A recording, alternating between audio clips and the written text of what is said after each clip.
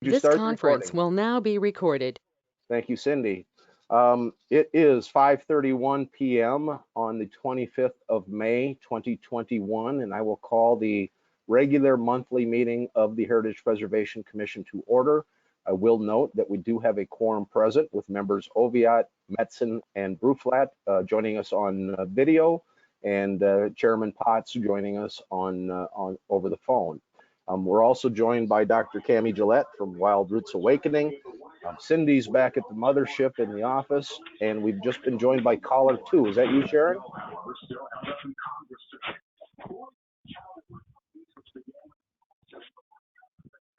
Sharon? And I see Remo's joining us too, so we'll just hold on here for a second. Hello. Hello, Remo. I made a point of being on time this time. Well, I all right. apologize for the last time. And you're joining us on over your phone? Yeah, it seems the camera doesn't work when I join through my phone, right? Okay. Well, that's fine. So I will. I mean, I'll try. Let me see. No, either way, it's fine, Remo. Can you see me now? I can't. No. Oh, okay. I don't know why. I mean, Well, I see myself. well, Oh, share my webcam. I guess I have to click on that. Yeah, oh, there you go. There you are. Welcome. Hi there. I will note that Chairman Potts is caller number 1. So we will continue. Thank you for joining us. And I will mention that a member Alexandri has joined us over his video at this point too. So the first item on the agenda, once I find my agenda, would be for a motion for approval of the agenda. Would anyone be inclined to make a motion to approve the agenda? Potts makes the motion. And I will note that I'll have a couple additions under reports. So is there a second to the chairman's motion? Oviatt seconds. We have a second by Oviatt. Motion and a second to approve the agenda. I will just say all in favor, say aye. Aye. Aye. Opposed, Aye. same sign. We do have an agenda. You do have the minutes from the April 6, 2021 meeting in your packet. Remo called and there are a couple corrections to be noted. First of all, on the second page in the motion, we missed the N in his last name, so it was a misspelling. Apologies. Also, Judy Douglas was not present, and so she should be noted as being absent from that meeting on the front page. And then Remo did note that he did abstain on the voting of the orange sign approval. So would anyone make a motion to approve the minutes or note any additional corrections other than those 3? This is Sharon. I so move. Welcome, Sharon. You're caller 3 on our list right now. So thank you. We have a motion. Is there a second? Second, Metzen. We have a second by Metzen. Any further discussion? Hearing none. All in favor of the approving the minutes with the 3 noted corrections, say aye. Aye. Aye. Aye. Opposed, same sign. The minutes are approved as corrected.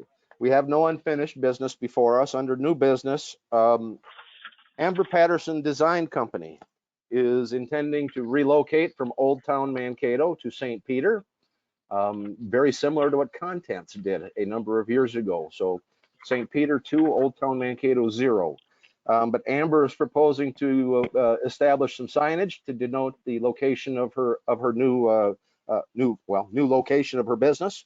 And she is going to be locating in the 218 South Minnesota Avenue building. That was recently occupied by Reckless, the boutique, and Reckless truly just kind of jumped in there to fill an empty space because they didn't want to have voids in the downtown. So as another tenant became apparent, Ms. Ide from her happy place in Reckless has kind of decided that she would step aside then, and Amber would intend to occupy that building. Amber will then also be occupying the second storefront to the north when Reckless, when they leave that space, which is going to be in a couple months. But you will note on page 4 is a photo of the existing condition that shows the building with the Reckless signage. The next page is Amber Patterson Design Company signage on page 5. I believe that is the signage that she has displayed in Old Town Mankato at this point. And then it's hard in downtown St. Peter to try to superimpose something unless you got some pretty good design skills. But she attempted to put superimpose her signage to scale over the storefront. She intends to come back to you as she would occupy the other storefront. But I would suggest that perhaps if she was going to replace the black and white Reckless with, again, a flat black panel that she'd use on the south storefront, that perhaps the approval could be garnered tonight, so she didn't have to come back.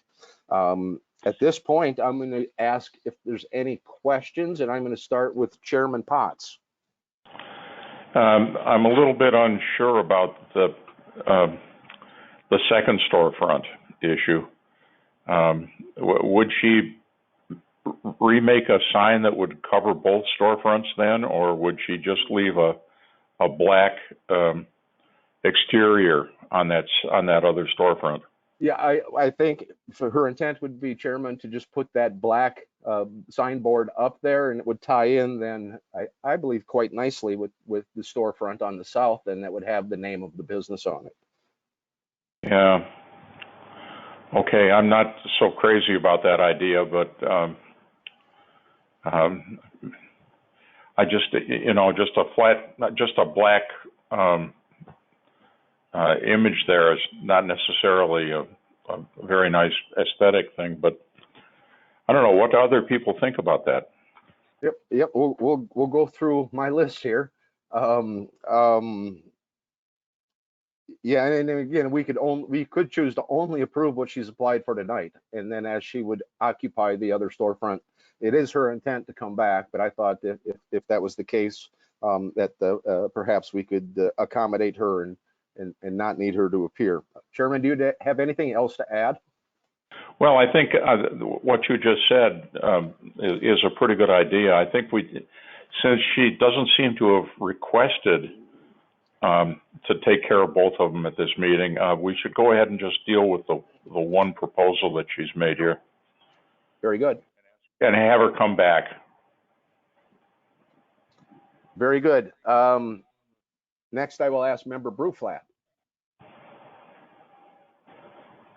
Looking over the design, I really like the storefront that she has in Mankato right now. I think it looks really elegant, and I think it would look really nice in downtown St. Peter. So I have no problem with the design as presented. Thank you very much. Member Metzen. I like the design. Member Oviatt. Yes, I think that the new design is appropriate, and it looks is a vast improvement over what was allowed before. And I do concur with Larry that should she want to address the other storefront, we'll just address it at that time. I don't want to allow a blank check, if you will, without seeing the design. So I think we'll just move forward with the current storefront that she's asking. Thank you. Member Douglas has not joined us. Member Latinsky. First of all, what kind of a design company is this? What does she design? Yeah, it's interior design and home furnishing, so it'd be somewhat similar to Contents. Oh, that should be a real nice addition to downtown. I think that's great. Okay, what I agree with Mr. Potts that I wouldn't want to give her a blank check, because I think having just a big black thing, be better to have her think about putting the sign. I think it's a classy sign, to put it right in the center so it covers both storefronts would be better.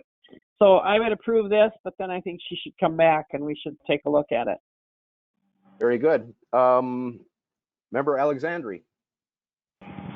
I concur with the other commissioners, and I agree with the opinions raised, and but this design is perfectly fine. Thank you very much. I would add, if anyone else has anything to add, I think we can manage this by just allowing you to turn your microphone on. But if not, would anyone be inclined to move the approval as submitted of the southern storefront? I so move. We have a motion by Emily will- Litinsky. Is there a Emily second? Emily will second. And a second by member Bruflat. Motion by Litinsky, seconded by Bruflat. It would be appropriate to ask if there's any further discussion. And again, I think we can manage this by allowing you to turn your microphone on and talk. Seeing none, then I will call the roll call, and I will start with member Potts. Aye. Member Bruflat. Aye. Member Metzen. Aye. Member Oviatt. Aye. Member Litinsky. Aye. Member Alexandri. Aye. Very good. Motion passed. I will let Ms. Patterson know that her signage has been approved. The next would be regarding Dr. Gillette, and she has been located in the, well, I think most people call it the Remax building at this point, and she's been in there for a while, and again, she'd like to put up a sign to kind of advertise the location of her clinic. So the sign would be very similar to the other signage on that building. It would be the vinyl on vinyl. You can see on page, I think it's 15, the particular location. I asked Dr. Gillette why that location, and that's where the previous sign had been. That a previous HPC had approved for Gunstorm, which was a physical training center that was in that building. I don't have any reservations of that size, sign of that size at that location on that particular building. My only recommendation would be that there be a half-inch or so black border, again, to help it stand out from the siding of the laundromat annex. And again, I would ask at this point, Dr. Gillette, do you have anything to add? No, I'm here for questions though. Thank you very much, Doctor. So I'll go through and we'll have a conversation amongst the HPC members. And at this time, we'll start with member Bruflat. I have no problem with the sign. I think it looks really nice. It's easy to read, at least the mock-up that I see here. And I agree with you, Russ. I think that the black trim would look really nice and bring out or mimic the other signs on that building so that they're all kind of uniform. I think that would be really nice. And otherwise, I have no issue with it. Thanks. Thank you. Member Metzen. I support the sign with the black trim. Member Oviatt. Yeah, I'm on board with the black trim on the sign. Being that it's replacing what was there, there's no reason to, it's not a busy design. I think it's just fine. I do think, I'll bring this up as an aside perhaps, is that I'd like to see that building, instead of sign after sign after sign after sign running down the side of a pretty busy street and visible street, I'd like to see them come up with a plan to, I don't know, organize these signs so that they're look a little more, I don't know if it's commercial or more organized, because it just seems like it's just there's another sign on the building and another sign on the building, and I think it detracts from the building. But the fact that there was a sign there and we did approve it and this is replacing it, I don't have a problem with this one here, but I just kind of want to plant that seed. Very good. Member Litinsky. Yes, I don't have any problem with this sign, but how many, I mean, isn't it the only two signs are this sign and the Wild Roots sign and the laundry sign? Aren't those the only two signs on that building? They're the only two on the annex, member Litinsky. On the Remax building, you've got the Remax sign. Now you've got Maggers and I won't get it right. And then there's the Hess Insurance. So the Weston Maggers, okay. There you go. And then the Hess Insurance. Those are the three larger signs on the brick. We've tried to keep those separated. Those we've recommended the border and some scalloped edges, if you will. And on the size of this sign of this nature, of this scale, I would suggest that scalloping the edges would have negligible benefit. But yeah, there are a number of signs, and I don't disagree with Member Oviatt that perhaps some method of organizing the multi-tenant signage would be appropriate. They have somewhat of that on the Minnesota Avenue facade. So where they have signage and then they have 3 different businesses, I believe, on each one of those signs that are facing the highway. Okay, thank you. Yep. Member Alexandri. I have no objection. I agree with the black trimming. Okay, thank you very much. And Member Potts. I agree with Member Alexandri and many of the others. So I think it's fine. Very good. There seems to be consensus. So I will ask, would anyone make a motion to approve the installation of the signage with the addition of a 1/2-inch black trim around the 4 edges of the sign? Potts moves. Metzen. We have a motion by Potts, a second by Metzen to approve the signage with the addition of that border. I will ask if there's any additional comment. You can go ahead and turn on your mic. If not, I will call the roll call, and I will start with Member Bruflat. Aye. Member Metzen. Aye. Member Oviatt. Aye. Member Member Litinsky. Aye. Member Alexandri. Aye. Member Potts. Aye. Motion carried. Congratulations, Dr. Gillette. There is a $50 sign permit fee that you will need to pay. And so you can pop in and see Cindy or I at my office, or stick it in the mail if you will. So, but thank you very much for going through the process. I'm sure a lot of people, it's the first time they've seen you. So it's nice having your business in town to add to that matrix of healthcare that St. Peter seems to be enveloped in. So best of wishes. Yeah. All right. Thank you guys so much. Yep. And I put that one over here.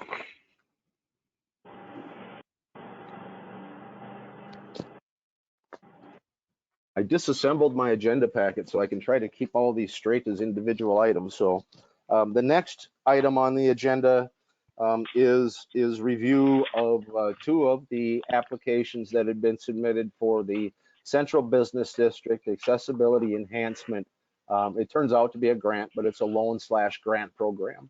This is where the city will finance the installation of certain accessibility improvement or enhancements. And we establish it as a 15-year, 0 payment, 0% loan. And at the conclusion of the 15th year, if they've maintained that improvement, then they have no further obligation of repayment. Last year was the first cycle of the program, and we had about $34,000 budgeted, and I had applications for only about $13,000. So we did fund the installation of automatic door opening systems at Kind Vet Clinic, which required 2 since they have the vestibule on the inside. We installed 2 on the Riley Tannis Law Office building. Again, they have a vestibule, so 2, 1 on the interior door, 1 on the exterior door. And then we did have 1 installed on the Swedish Contour retail storefront. All 3 of those applicants are absolutely thrilled that they had the opportunity to go through this process. The council seemed to have deemed it a success, even though we had a limited number of applications. So the program was reauthorized for a 2021 cycle. At this point, I had 8 applications for over $64,000 and a budget of just over $28,000. The budget is the interest income from the Economic Development Revolving Loan Fund. So we didn't have as good a return in the past year. There was a ad hoc committee of myself, Jessica Becker from the Historical Society, Ed Lee from the Chamber of Commerce, and then Julie Fredrickson from the Economic Development Authority that were appointed to review the 8 applications and, if you will, for lack of a better term, choose the winners and the losers. 4 were chosen to participate. One would be the Aero Ace storefront was the highest rated given retail and the customer count. The second was the Nicollet Hotel, which would be an automatic door opening system that would be installed on the Park Row facade. The only exterior proof that the door would be the single, 4x4 push button. All the apparatus is installed inside the doorway. The next would be Nutter Clothing and Cooks and Company, which is in a building owned by the Mason Lodge. Again, automatic door opening, all the apparatus within the interior of the building, with the exception of that push button what activates the door. That's what I meant, activator. The third one then is the Redmond, or fourth one then is the Redmond Club, and they are proposing the installation of an automatic door opener on their rear door, which seems to be popular and where a lot of the off-street parking would be available. As with last year, if it was only the installation of the, about a 4x4-inch push button, we did not take those to the HPC last year. So we are not intending to take the Nicollet Hotel and the Nutters or Cooks and Company, but the other two are replacements of door systems. The first one I put on the agenda was the Redmond Club. This is the rear alley door. You can see the up-close picture on page 14, and then from kind of the back of the parking lot on page 15. The door would be essentially similar to the door. They paint it the same color. They may establish, that signage that's on there. But since it is a new doorway, I did believe that it would be appropriate to take it to the Heritage Preservation Commission. It would not require the alteration in any fashion of the door void or the current opening within the wall. So it won't be made bigger, it won't be made smaller, it'll just fit within that space. There will be an exterior push button to activate the automatic door opening system, again, which the apparatus of would be located inside of the club. At this point, it would be appropriate to, again, ask if there's any questions. And this time we start with member Metzen.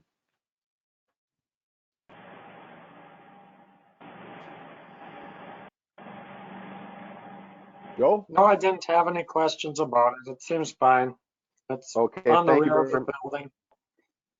Thank you very much. Member Oviatt. Yeah, I agree with Joe. That's rear of the building. There's no impact to the building at all aesthetically, so no problem. Member Litinsky. No problem. Member Alexandri. I see no issue with that. Very good. Member Potts. I see no problem with it at all. Member Bruflat. It looks good to me. There seems to be a consensus. Would anyone make a motion to approve the installation as applied? Potts moves. Motion by Potts. Is there a second? Oviatt seconds. We have a second by Oviatt. So we have a motion and a second. Any further discussion? You can turn on your microphone and add what you need to or want to. Hearing none, I will call the roll call, and I will start with member Metzen. Aye. Member Oviatt. Aye. Member Litinsky. Aye. Member Alexandri. Aye. Member Potts. Aye. Member Bruflat. Aye. Motion is carried, and I will let Mr. Johnson know at the Redmond. The last one I put last for a reason. I expect there to be some discussion. But Aero Ace has applied, and they have you can see the picture on page 19 of the doorway. Nope, 19 is a picture of the historic building. Page 20 is the existing doorway. That's kind of standing like on the gutter. And that shows the recessed doorway with the metal frame and the glass panel doorway. Mr. Nyman would like to provide for handicapped accessibility in the installation of an automatic door opening system. In the absence of a vestibule, I believe the thought was having the swinging door system could be problematic during times when we're in the inclement winter weather and the door is opening a couple hundred times a day. With the push button doors, we've all known what they do. They open and they stay open for about 10 seconds or roughly 10 seconds, and then they shut. Over a couple hundred times when someone is clear of that void, perhaps there's some concern. Mr. Nyman has proposed the installation of a telescoping door system. I think we're all familiar with how those work also. This is what has caused the delay in getting this on the agenda. Last year we were about a month, maybe even two ahead of it. by getting HPC. And I truly wanted to consult with Ms. Weimer's, the state historic architect with the state historic preservation office. She wasn't getting back to me, so not knowing if she's out of the country or what situation. Then I called Ginny, and I can't remember Ginny's last name right now. She's also with the National Register process at SHPO. I didn't hear back from her, and I was getting dismayed. So finally, I got a call from Michael Coop, and Michael is my regular contact for the certified local government issues. And I had a conversation with Michael, and I expressed my reservations that perhaps it was too contemporary. And the conversation with him is that, Russ, the alterations already happened by putting in that what's perhaps a contemporary door system. It's very, very unlikely that it would ever go back to the original type of door system that was installed when that building was constructed. I asked him about a telescoping, and I will say I had quotes in my report, and I shouldn't have. Those were not his quotes. That was my quote, and he kind of said, "Yeah." So, but that was not Mr. Coop's quote, so I shouldn't have put that in quotations. But I said, so the horse is already out of the barn, and he kind of said, "Well, yeah, and don't make it worse." So. The thought is that, you know, the original door, or the door system as it exists now, if it was ever going to get converted back to the original, could be done with I won't say relative ease because I'm not a contractor, but the installation of a telescoping door system within the existing void would essentially leave it in the same position. If it was ever going to get restored back to an original through a true faithful renovation or restoration, that this would not cause any further damage to that building or negate that opportunity in any manner that wouldn't exist at this point with the two swinging doors and the contemporary. Mr. Nyman assured me that the door, again, the void would not change. He even said that the glass transom above the two swinging doors would remain above the telescoping door. With that, I've kind of swung a little bit, maybe not a complete 180, but I am willing to suggest that in that recessed door opening, that perhaps the telescoping system would well, that you'd provide the approval necessary for that. I will say I thought Mr. Nyman was going to join us, and I know he does have some plans perhaps to come back to you at some point in the future and perhaps remove some of that wood that's been installed on the front facade and kind of do a restoration of the building. But that shouldn't be part of the conversation tonight because he's not here to explain that. I'd answer any questions you might have, but I certainly want to hear your comments. And at this moment, at this time, we start with Member Oviatt. Russ, to be clear, is this system going to be flush with the front or within the vestibule area? This will be where the current swinging doors are right now. So they'll take out the two swinging doors and they will have that installed. Okay. I tell you, I'm not a fan of how it looks. The argument is that it's ugly now. Well, it's standard now.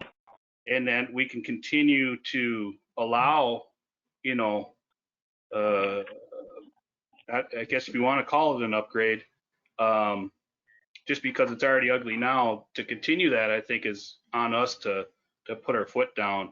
I don't think it's appropriate for that building. You know, other buildings have used the swing outdoors. Like you said, a number of different places have gotten those in the past, and it's worked out well, and it's a traditional looking door, which is what we're used to. As far as the statement of swinging out into the weather, I mean, it's under the vestibule. I mean, it's not going to catch anything. Yeah. So and without a proper rendering to visualize it, to me, it just looks like some kind of space age system. Now, all that being said, I think accessibility is important.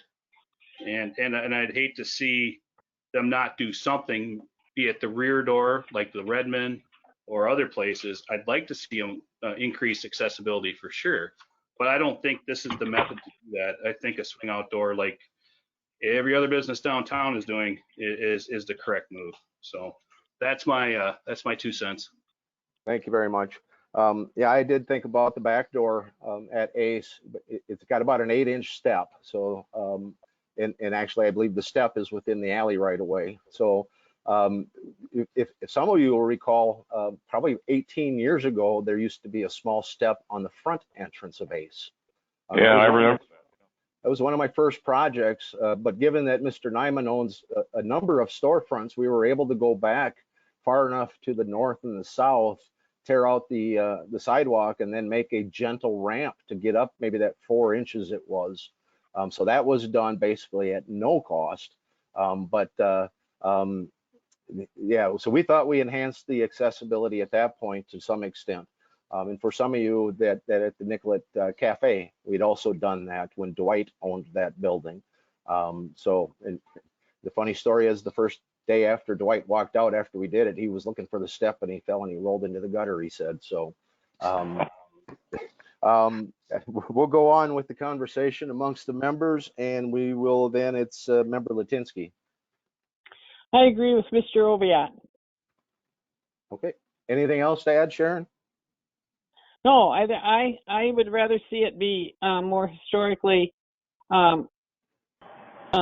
correct or appealing, and I don't like the contemporary look of it. In when you're being so insistent on following, you know, the declaration of being more historically correct, I don't think we could lean too far with one when we've been tough on other people. So I think they should stay with the. I think Mr. Oviatt's statement was very good. Thank you, Sharon. Member Alexandri. I also share the concerns of Commissioner Oviatt regarding the congruity of that design with the rest of the structure. And I want to give a benefit of doubt to Mr. Nyman, the owner.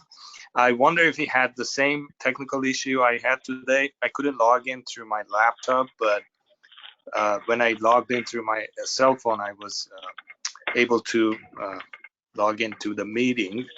But I guess we would not know that, and I would have loved to hear from him. And but I don't like that door, to be honest. I remember that door, but I agree that it has some.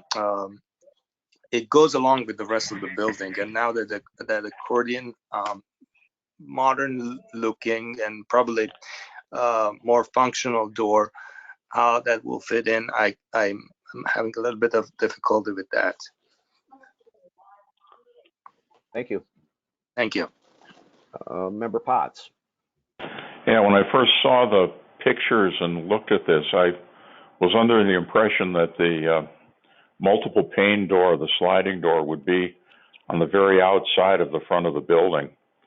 But now I know that it's intended for the inside of that entryway. And I agree with Brian and Sharon that it is out of place. The only saving grace might be in the details if they could make the panes of glass look smaller, you know, with some kind of plastic horizontal, you know, where those things are used in windows in homes, that would somehow make it look a little more authentic to the period. But I think I would be in favor of asking Mr. Nyman to reconsider and go with a swinging door. Since it's inside, I think there won't be much of a problem with winter stuff. They can keep that clean and it won't jam the door. And I think it'll be a much better thing if we have a swinging door there, more authentic to the era. Yeah, I should clarify a little bit on, you know, other than the swinging door that does stay open, this one does have that sensor. So, you know, as you and I, as an able-bodied person, would walk through it, that door would open and shut in a matter of a couple seconds. Yeah. As soon as you clear of that 3-foot zone or whatever it is set up to be. So that was my explanation, that you get it open and shut quicker. And yeah, it is in the recess. So that was kind of my thought too, is, you know, to see the 3 panels, you'd pretty much be standing where I was standing when I took the picture as you're coming up and down the boulevard, you know, with the recessed the entryway, it somewhat is out of sight. Yeah. But certainly would be predominantly visible to the pedestrians as they would be going up and down the sidewalk. So, member Bruflat. Oh, sorry. Did you have anything else to add, Larry? I also think that everybody, well, this is one of these arguments. Everybody uses these swinging doors, and people with handicaps are used to looking for the button to push. And this would be a different kind of technology. Some might find it confusing. That's a kind of a stupid point, but I just wanted to raise it anyway. Yeah. I think changing the back door would be a pretty serious and expensive undertaking because of that 8-inch rise. I mean, it could be done, but it would be a lot more expensive than having a swing out door on the front. Yep. 8 inches is 3/4 of a foot, correct? So it would Yeah. have to have about a 16-foot ramp to raise that 8 inches, because outdoor the ADA is 1 to 20 on an uncovered ramp. So, but again, the existing steps I believe are currently encumbering the right of way of I believe that's the alley back there. So, Yeah. thank you, Larry. Member Bruflat. Well, as I was looking through this, I thought I might be the oddball, and I think I am. I actually really like the design. As somebody who goes downtown quite a bit, I don't think I would notice one way or the other personally, and maybe that's just my lack of observational awareness sometimes, but especially like you've said, Russ, that it's set back, it's not as visible, especially if you're just driving through. I don't think of it as an issue personally, and I put functionality ahead of aesthetic. I want to see that door functional for everybody and accessible to the public, to anybody who wants to go in that store. And so to me, that's the most important thing. So I don't have a problem with it, and I would approve it as presented. Okay, thank you. And Member Metzen. I asked exactly how does a telescoping door work? Does it just slide back and forth like grocery store doors? Or does it move in and out of them? So it would have 3 panels on each one of the current doors, and they'd pop open. The sensor notices you're there, so there's no push button. So the sensor notices you're there. It'll open for able-body. It'll open for those that are in wheelchairs. And again, then once you're clear of the zone on the inside, it shuts automatically. So yeah, it's kind of how it looks and how it works. Okay, and our swinging door models, are they able to do that too, or do you have to have a button then for them? Well, yeah, those typically, the apparatus that goes above the door on the inside of the building, and it just basically connects to the arm that opens the door, and then there's a push button on the outside and a push button on the inside. So it's that typical 4-inch, I'm saying 4-inch by 4-inch. I don't know if that's the true dimensions, but I think everybody can envision what those push buttons for the automatic openers look like. But the telescoping door would have a sensor to know that someone's there. I suppose there's no concern with a telescoping door hitting somebody as it's swinging open and shut. So that might be a point in its favor. Technically. A technical point. Very good. Anything else to add, Joe? And then I guess about the back alley door, that one, that's not practical to do because the ramp would butt out into the alley where the cars drive. Is that what you were saying?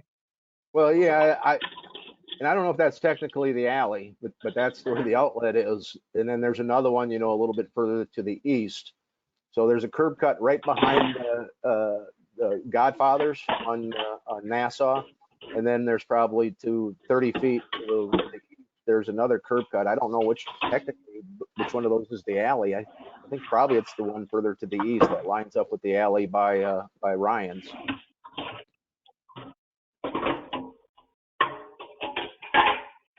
Okay. What I'm going to do is I'm going to go through one more time and have everybody another opportunity to ask questions or comment.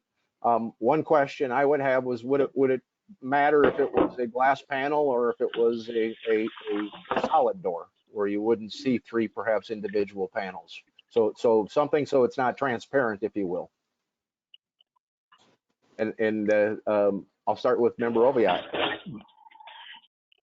Well, to your point there, Russ, I think if there was a very good way of having it mimic two doors and then they just disappear to the side, go off to the side, I might lean towards it, but I think that there's well-proven technology with these door buttons that we've approved. Well, we haven't approved, but that have been installed in multiple locations.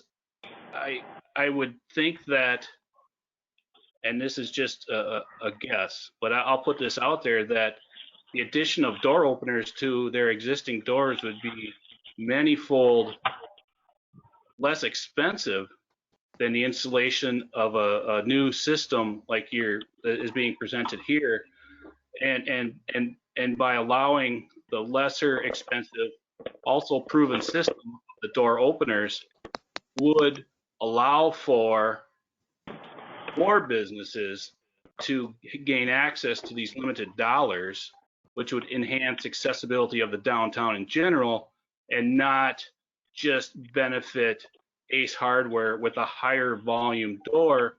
That technically, I would think for folks that truly need to use it, it's a smaller percentage, not that they're not important at all, but they are very important. But I'm just saying the actual people that need to use this automatic door would be a little bit smaller. So my point is, I guess, by going with the lesser system, if we'll call it that, with the door openers, with the traditional doors, we can get that money out to more people that will use them. And I think that's just as important as the historic aspect of it. So, very good. That's fine. Thank you. Where am I? Member Latinsky. I still feel the way we did on our first discussion. I'd like to see it stay close to the historical look of the building and not go into the modern look. Thank you. Member Alexandri. I just want to add one quick comment. I agree with Commissioner Oviatt, Brian, if I may call you Brian.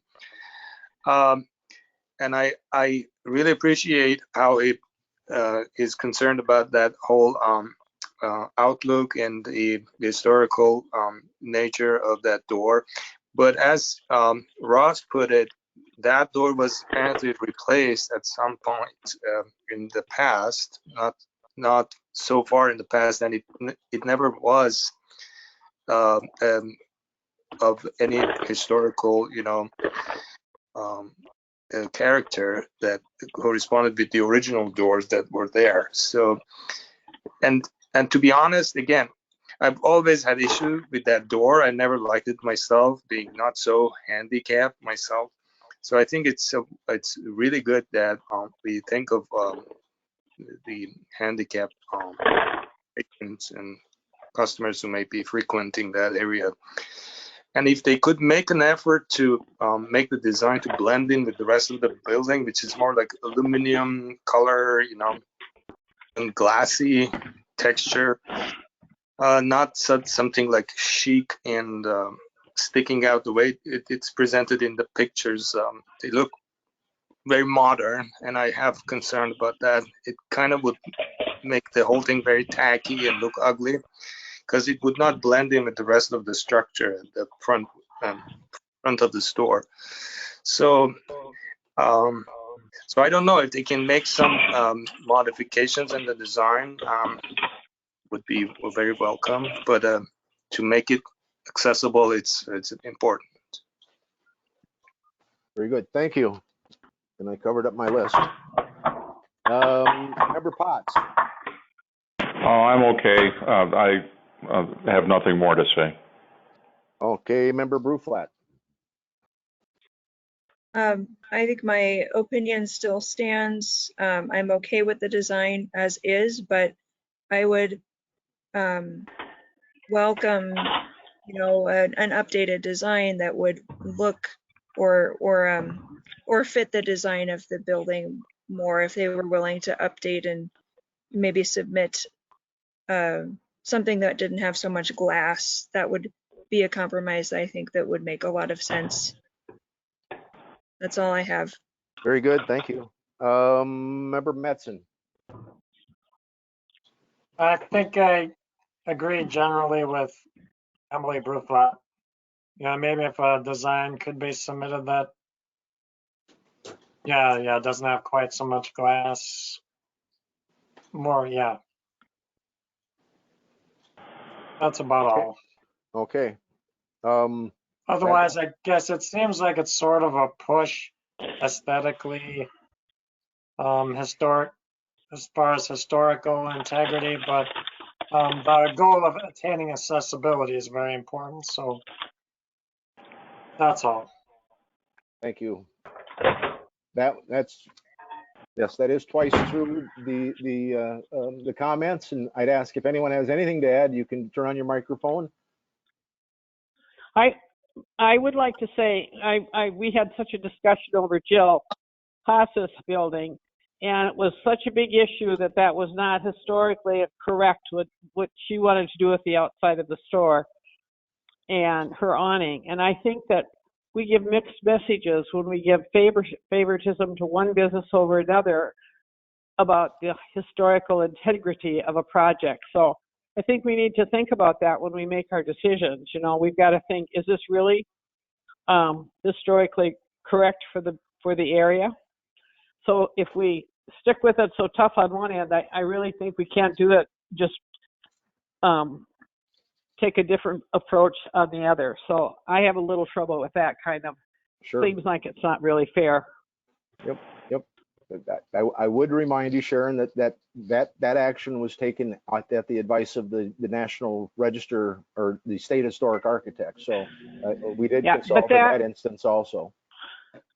That's right, but it's still our decision, and we represent people in the community. So it's just my point of, just to be noted, I think that this is showing favoritism for one business over another on how strict we are on historic credibility. Member Bruflat. I'll just comment that for Jill's design, I was in favor of that as well. I liked her design. I thought it was really high quality, and so my position hasn't really changed between the two. I feel like I'm personally being consistent, but I understand what you're saying, Sharon, about the committee and having integrity and paying attention to the historic aesthetic of buildings too. So I can see it both ways. Okay. Anyone else? Here we go. Would anyone be inclined to make a motion in any direction? I would recommend that we just pass on the motion at this time and see if they come back with another suggestion. So is your suggestion, Sharon, to table the matter? Yes. Is there a second? Oviatt second. Emily will second. We have a second. A motion to table. There is no discussion, so I will call the roll, and we start with Member Latinsky. Aye. Member Alexandri. Aye. Member Potts. Nay. Member Bruflat. Aye. Member Metzen.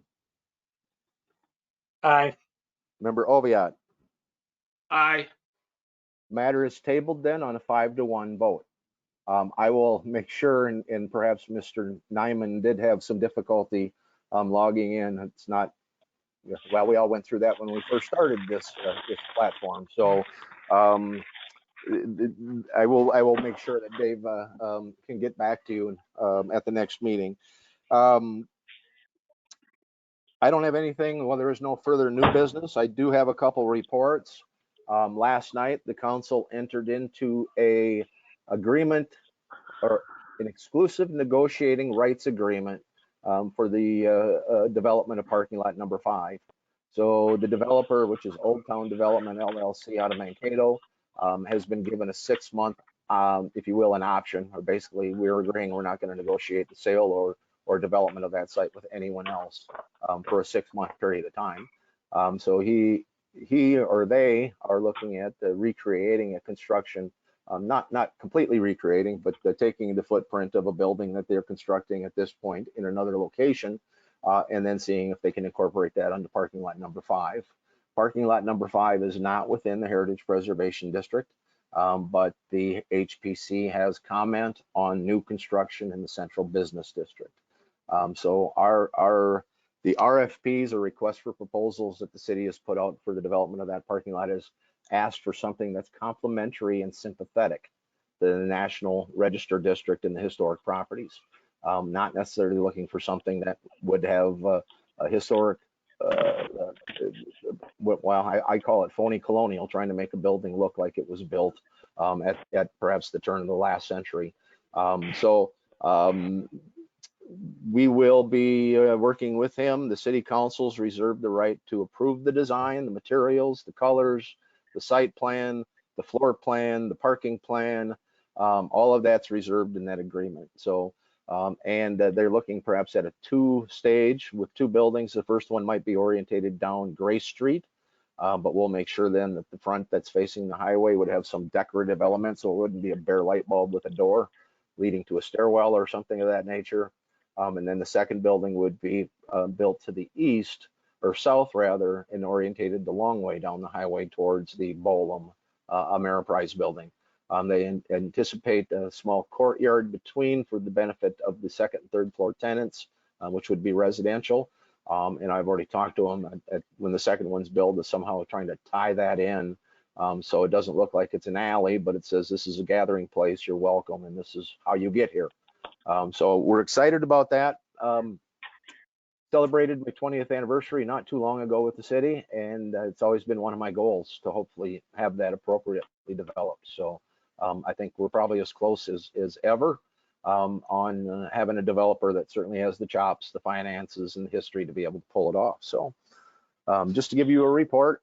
And the second one is, again, you'll notice that the sandwich board signage hasn't necessarily been enforced during the emergency situation of the COVID-19.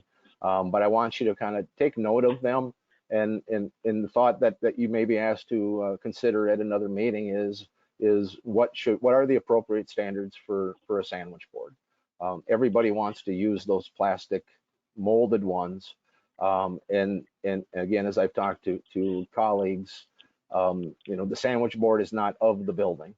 So should it have to be in the same historic context, perhaps, of the structure?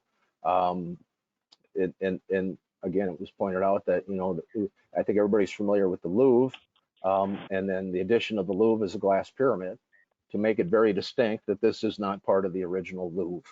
So you may be asked to consider perhaps loosening up the sandwich board signs, not to size or dimensions, but would it be acceptable to have a plastic one? That seems to be the consensus of what the building owners want, of course, because it's very low maintenance, long lasting, and such. So you're not asked to take any action tonight, but that certainly very well may be on an agenda in the future. And if anyone has any thoughts, you can share them with me outside of this meeting if you'd like. Russ? Yes, ma'am. I would like to bring something up. I don't know if this is the place or how to do this, but I've been watching, downtown closely over the last few months, and I really think we, as a commission, really need to take a look at that. Now, I think it's Carl Olson that owns that building with the green front. I call it the old Skogmo building with multiple businesses inside of it. That is such an eyesore downtown, and people talk to me about it all the time, knowing that I'm on this commission. And isn't Carl Olson, he was a St. Peter, they lived in the St. Peter area, isn't he the new owner of that? Lakota Industries is the owner, or Lakota Properties, I think it is, LLC is the owner. Carl is the chief manager of that. Okay. I believe he is. Oh, go ahead. I think we ought to do whatever we need to do as a commission talk it through, but we need to put some real pressure to get that building spruced up because it is an eyesore. It looks terrible, and it makes us look very ineffective when we have a big building like that looking like that. Yeah, that's been a conversation a number of times, Sharon, and unfortunately, the Heritage Preservation doesn't have a means to compel him to do it. You don't have the ability to order him to do the repairs. The city does, though. No, ma'am. No, the city council has talked about what's called the minimum maintenance of effort. Faribault has adopted that. And so the Faribault building official can order improvements. So they can order the replacement of broken windows, torn awnings, tuck pointing, the replacement of brick. The previous city council had that conversation, and they were not willing to go to that extent. So no, the city does not. If it's a life safety issue where it's going to cause imminent public harm or injury, there are things we can do, but we cannot say you got to take down the marine plywood and put up a different storefront.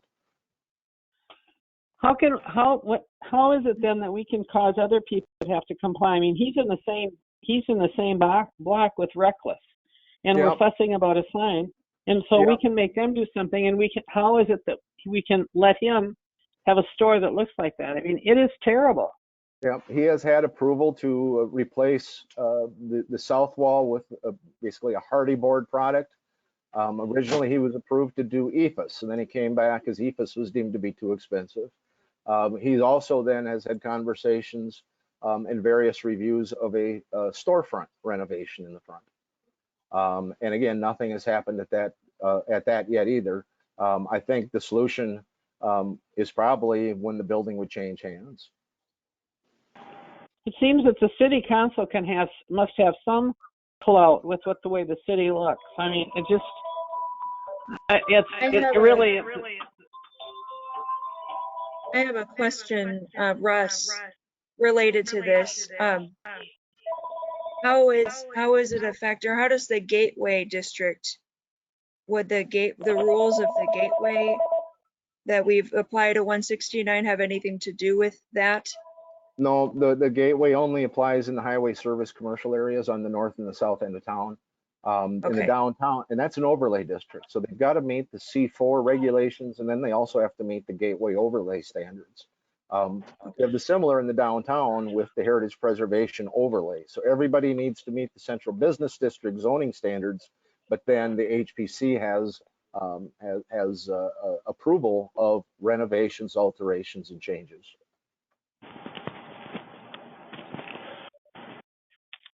Well, I think it's unfortunate. I mean, when you go into towns like Faribault and Northfield and other towns of our size, their downtowns look good, and I think that we need to find a way somehow that there must be a loophole someplace so we can put pressure on our city council to go after this guy and say, clean it up, because it's an embarrassment. Yeah, and the solution would be for the council to adopt what's called that minimum maintenance of effort. And why don't they do that? They chose not to, Karen. They had an eyes wide open discussion about it. I reported about Faribault, who I'm most familiar with. Faribault will send out, dozens of letters every year, and then they will have maybe 3 that they've got to take the next step with. So, but can you, Russ, you go to city council meetings, don't you? Yes, ma'am. Yep. Well, then can't you strongly recommend that they take that next step? I mean, they're so concerned about it. I guess make it a recommendation from this committee that it be looked at. Yeah, there certainly could be a recommendation from the committee. Yeah, then I think it should be more than just, it isn't a little problem. It really looks awful. Russ, how long ago was that conversation with the council? Oh, 8 years maybe. That's just a guess. Well, I think it's time to bring it up again. It's a new enough group. Maybe it's worth bringing it back and having us talk about it. Yep, I think the way to initiate that, Member Bruflat, would be as the representative of this committee to bring it up at a workshop and okay. Yeah, and or the committee take a vote. So, but I think to do that, you should probably have a little more information about the process also. I would welcome more information personally before I bring that to the council. So yeah, I would appreciate. Is that something we could talk about at our next meeting, Russ? Yep, absolutely. Thank I'm you wiggling for around here 'cause my being back willing is- to bring that up. And I'm moving I around here really 'cause my think we- back is killing me. So, Okay. okay. I don't have anything else for the cause. Can I ask a question though before we quit? Yep. Back to the that new building, the new buildings on the parking lot there. Yep. You said that part of the agreement is that only the city council would pass on issues like exterior appearance and colors and that kind of thing. Is that what you said? No, the city council will give the final design approval, but HPC also has the comment and review. So again, but the property is not located within the Heritage Preservation District. But the agreement also then mentions the HPC review and approval. Okay. All right. I just wanted to be clear on that, Russ. Yep. Thank you. I'd like to add something on that, Russ. So we went through this with the old fire hall, that buildings like, excuse me, the courthouse, the armory, the Carnegie building, the fact that they're on the registry, anything that affects their view would be under the purview of SHPO for anything that's going to be in front of it, correct? So if it's across the street from the armory, it needs to have a SHPO review. The design needs to be complementary, let's call it. I believe it needs to have a St. Peter Heritage Preservation Commission review. Okay. So that would be okay. And then to follow up on that, do you have the packets available for us to review the book that we're supposed to get? Is there a book that has the districts lined up and what we can and can't do and that kind of stuff? I haven't received that yet. That might help outline the districts. Cindy will make a note and we'll make sure that we get everybody the information they need. So including the ordinance and the supplementary things from the National Register, and then the standards for renovation, rehabilitation, and restoration. I know former members have had it and asked me if I've received anything, and I just said no. So yeah, if there's something out there that I'm supposed to have, I'd appreciate the information. And then just to stretch it out a little bit further, on the side of the building that faces the Taco John's, it's the old Swedish Contour billboard. I know that's switched to Century 21. I think it's changed a few times, but I don't remember any discussion as far as approving that billboard or that sign. That has never gone to the Heritage Preservation, as Lamar would look to trade out its advertisers. So I don't believe that we've ever taken, well, I know in my 20 years, we've never taken that to the HPC as to the design or the advertising. But it's been the same design for 20 years as well, correct? Until I don't know if a full 20 years, but it was consistently Swedish Contour. Correct. Okay, I just remember seeing over and over, and then now it seems like it's changing. It's just kind of a contemporary sign, and I didn't know if we had any oversight on that, being that it was on a building that was within the Historic Preservation District. I do not believe you do, but I will confirm that. Okay, thank you.